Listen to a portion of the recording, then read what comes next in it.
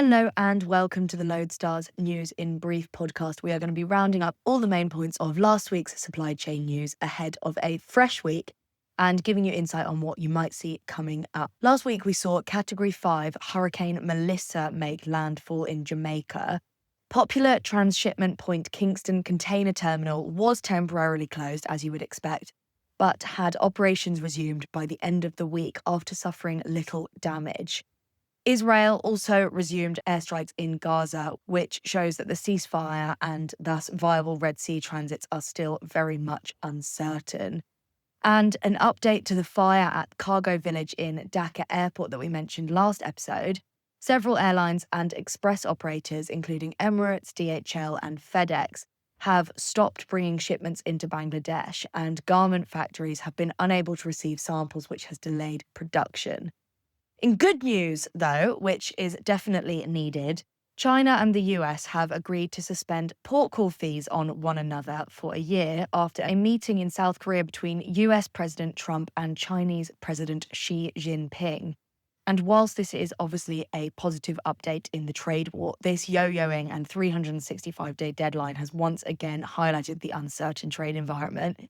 The US is also reducing the fentanyl tariffs by 10%, which reduces the overall tariffs on China to 47% currently.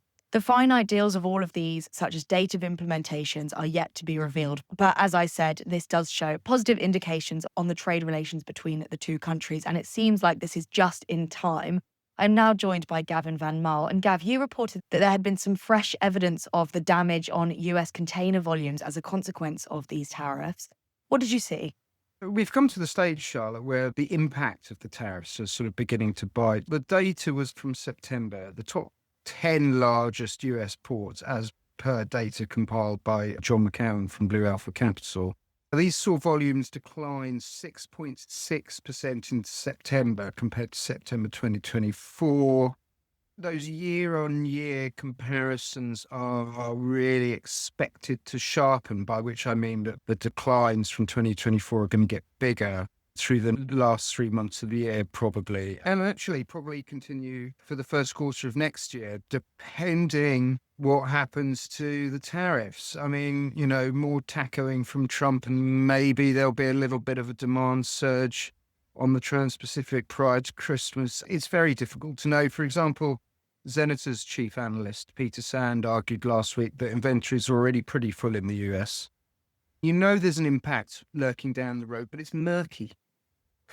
We don't know where this impact is. We don't know what form it's going to take. I mean, you either get a volume surge, a volume drop, prices rise, prices decline. There's overcapacity. Therefore, there's blank sailings. I mean, there's actually a very limited number of options, but we just don't know which way the latest sort of tariff news will move the market. And as has been constantly said, that just makes it really hard for everyone to plan properly. Yeah, I mean, this uncertainty and subsequent dip in demand has been one of the driving factors of low rates for the past few months that we've seen. And I actually reported on some sea intelligence analysis that after factoring in inflation, rates on Asia to North Europe, Asia to the Med, and Asia to the US East Coast were now below 2019 levels, which is pre-pandemic, and to the US West Coast were only just marginally above. But after many weeks of successive declines on these spot rates, the last 2 weeks actually saw upward movement after GRIs and blanks from the carriers to mitigate that slide obviously worked out in their favour. But Gav, I'm curious, what did the most recent movement show? Much the same as the week before, actually, Charlotte, but it depends on which index you look at, right? Because actually what we saw this week, and I think we talked about it last week as well, there was quite a divergence from the Shanghai Containerized Freight Index compared to the other ones. That was again on show this week, although I might have an explanation for that, so just bear with me. I think what we've really been using as the standard is Drury's World Container Index. That gives you the movement of the market over a sustained period of time. Unfortunately, my job is sometimes to try and reconcile these indices, and it can be difficult. So Asia North Europe rates up 3% on the week before. If I look at an amalgam, if you like, of an average across from the World Container Index and Zenita's short-term index, you're looking at an Asia North Europe rate of between $1,800 and $2,000 per 40 foot.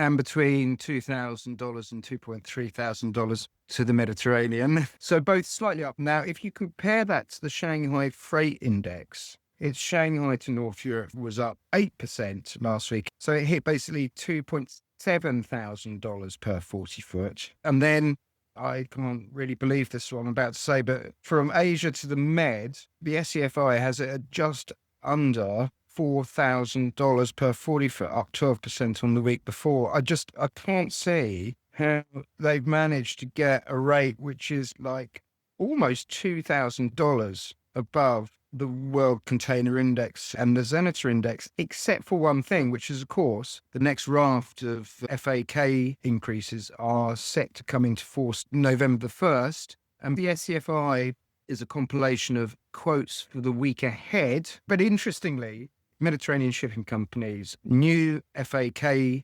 from the Far East to North Europe rate that's coming into force tomorrow is $2,700 per 40 foot. That's exactly the same level as last week's SCFI. So I think the SCFI numbers are factoring in the increases which have yet to be applied. Just concentrate on the Asia-Europe trades at the moment. They kind of look about the right level. I mean, what do you think, Charlotte? You've been talking to shippers about their annual contracts and stuff, and I think it's safe to assume that when we put our heads together and compare notes that you're looking at what? A sort of $1,500 for a 40 foot is around the kind of range that the contracts be settled at next year. Yeah, someone that I spoke to said that the carriers were not bullish going into contracting. And obviously there's the Suez opening to contend with, which no one knows when it's going to happen. But obviously you've got to kind of maybe factor that into your contracts if you're going annual. So there's lots and lots of moving parts. But to wrap up the ocean freight segment, Gav, we had quite a lot of stories last week about ports and the updates that they were seeing. There was Maersk's port operating subsidiary APM Terminals, who agreed to a contract extension with the Alabama Port Authority for its concession in the port of Mobile to run to 2058. Then CMA CGM's port subsidiary CMA Terminals signed a joint venture to develop a new terminal in Saudi Arabia's port of Jeddah, and also finalised its agreement with Moroccan port operator Marsa Marak to develop the new West Container Terminal at Nador West Med. Plus, there was investment by CMA CGM into Eurogate's Hamburg terminal, which could be back on the table. Gav, do any of these projects pique your interest in particular? I mean, they all do, because I'm a sort of ports nerd. To answer your question very briefly. Also, there was a whole load of investment announced in India last week as well. But let's put India aside. I mean, the development of India's logistics infrastructure, I think, is probably going to take me through to retirement. So briefly on the rumours that CMA CGM is talking to the German terminal operator Eurogate. That comes from Elfliner, and one of their top analysts is a Hamburg resident. So I don't doubt the veracity of that report. I think it makes a lot of sense. The terminal they're talking about, it's Eurogate's container terminal in Hamburg, CTH. And that terminal, they have an agreement with Hamburg Port Authority to do a big expansion project, like 30 hectares, and the creation of a kilometre-long quay. And for over a year, there's been quite a bit of disquiet in Hamburg that Eurogate doesn't have the necessary funds to be able to pay for that expansion on itself, and they've been urging it. Basically, to get a joint venture agreement in place with a money bags carrier and, secure some base cargo. CMA is the obvious one there. We know that these two companies were talking about a year ago. We also know that those talks came to naught. So, it doesn't mean just because they're talking doesn't mean that anything will happen.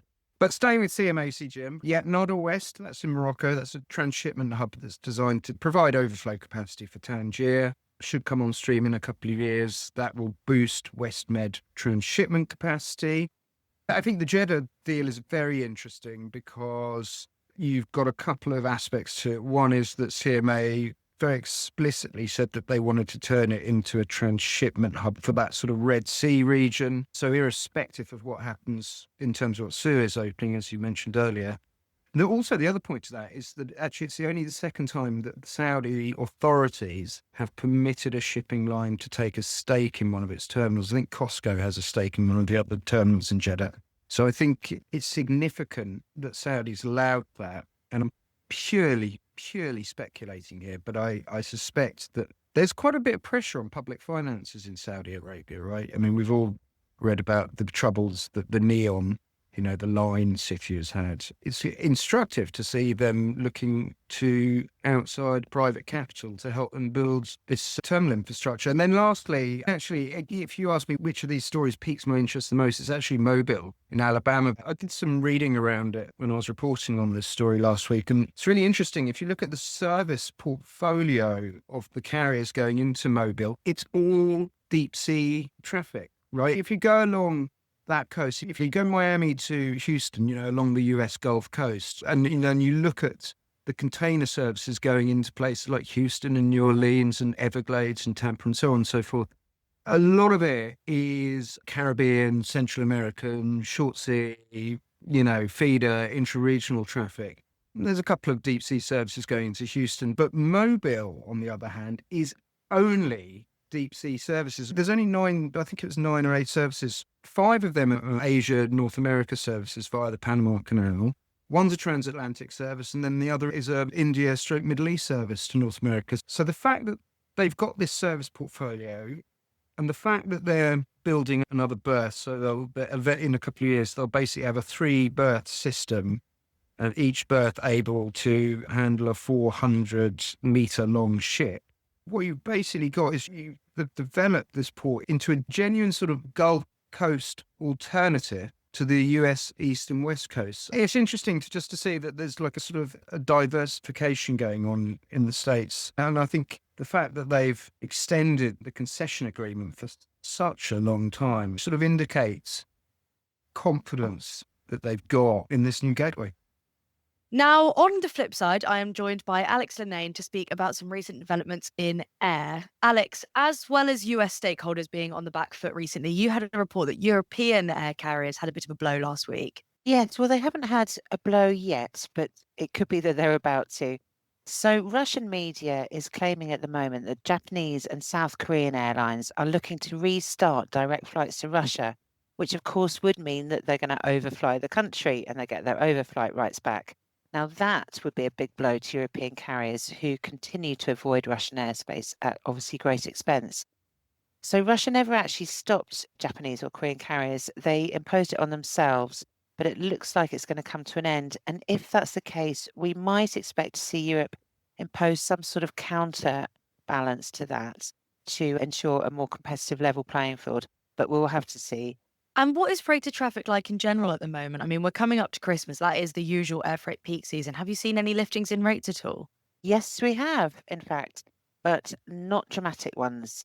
One new and interesting angle is that aluminium is being flown at the moment after a fire at a New York mill, which provides something like 40% of the US's requirements for aluminium sheets. It's now being flown in coils, we understand, despite very high tariffs on the metal at the moment and presumably a high cost of air freighting it. Other big demand at the moment is from salmon and AI servers. But the other interesting point is how we know it's not a peak season. And one forwarder told me this, and it's a very good point. We know because there are no peak season surcharges, which normally would have started to come in at this point in the year. Just briefly on rates, according to Freightos's FAX index, rates from Europe to North America have gone up 17% actually, which is quite high. Southeast Asia to North America peaked at the start of October at $5.70, but has dropped soon after and has been rather bumpily rising up again. It's about $5.14 now. On a similar lane, Greater China to North America has gone up from its year low of $4.05 at the start of October to $5.95 now, which is a 47% rise. But actually, if you look at that lane this year, it's been characterized by peaks and troughs. So it's not necessarily the start of a big run on rates. Southeast Asia to Europe is trending upwards. Greater China to Europe peaked on the 3rd of October, but has now fallen back again slightly. So there you go. The rates have gone up a bit. Yeah, I feel like peaks and troughs very much characterizes this whole year, to be honest. I actually reported on UPS's Q3 results, and that kind of reflected a lot of this bumpiness. I mean, its consolidated revenue was slightly up on last quarter, but it showed a year-on-year decline of 2.6%. Obviously, this decline was due to a drop in volumes because of the removal of the de minimis exemption. But in the earnings call, they said that the drop in volumes had actually to some extent been mitigated by a higher revenue per piece and air cargo revenue. They did also speak about the large amount of job cuts that they've announced recently and building closures. They said this was a cost-saving measure, but they did assure that they were still within the terms of their Teamsters contract, because part of the terms of the contract for job quotas allows them to offer full-time positions to part-time employees. So it doesn't actually change the headcount. I'm not really sure how fair that is, but if it's in the contract, I guess. It also predicted a revenue increase for Q4. So it was quite bullish about that in the earnings call. It said it had more certainty around tariffs and clearer peak forecasts from its larger customers. So it's in a stronger position to offer guidance than they were at the end of the second quarter, when they actually declined to give a forecast because of all the tariffs and de minimis back and forth that was happening at the time.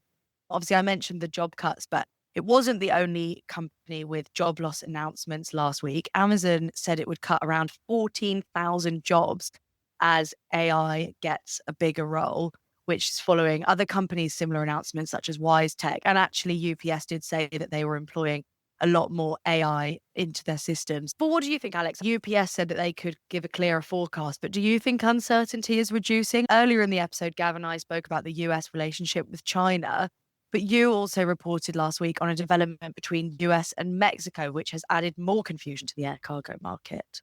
Well, the US has been pretty upset with Mexico about this forced switch of freighters to the new airport. I mean, it did happen quite a while ago. Other countries don't seem too worried. But as we all know, the US is a little thin-skinned at the moment. So the Department of Transport has decided to add a bit more fuel to the fire and proposed a ban on belly cargo brought into the US by Mexican carriers from Mexico City International Airport. And it has also refused some 13 applications by Mexican carriers for new routes or frequencies into the US. Now, there is some time to comment or appeal, and if the belly ban is approved, it won't start until sometime around the end of April. The US has noted that the ban is not in the interests of shippers and consumers, but it claims that Mexico's Department of Transport is uncooperative, and that has resulted in an untenable competitive imbalance. So this move, of course, follows its earlier play when it forced Mexican carriers to submit flight schedules for review and imposed a ban on charters on large cargo aircraft. So yes, this is pretty significant, and it'll be interesting to see what comments other airlines make. I'm expecting US airlines to push the DOT to carry on and Mexico, obviously, to complain, but we'll see. Gosh, the US is just taking no prisoners at the moment. They're not getting on None. with anyone. Finally, I briefly mentioned earnings season earlier on in the episode. That is, of course, an area where the Lodestar Premium shines. What did they have for our subscribers last week? Yeah, of course, there's some fascinating deep dives on UPS, of course, as well as CH Robinson, actually. There's also quite a timely analysis on fuel prices, and perhaps more importantly, on labour costs globally, which is always one to watch. Plus, among other things, there's a look at container ship capacity and how that will develop. So, as ever, a lot in there. Thank you so much, Alex. Thanks, Charlotte.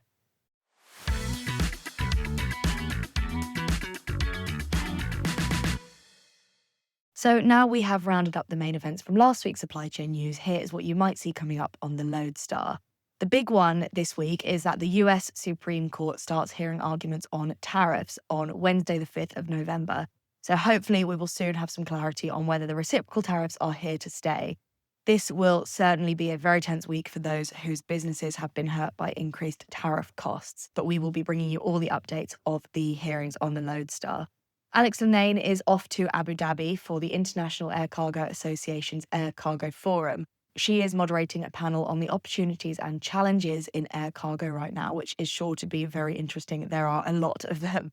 So if you are there, then please do go and check that out and say hi to Alex. She is speaking to Etihad while she is out there, so you can look forward to hearing what they had to say in an article. We also have a couple of Q3 earnings reports from major companies that we will be reporting on. Plus, as always, the Lodestar Premium will have the more in-depth analysis. On Tuesday, the 4th of November, we will have a report from Expeditors.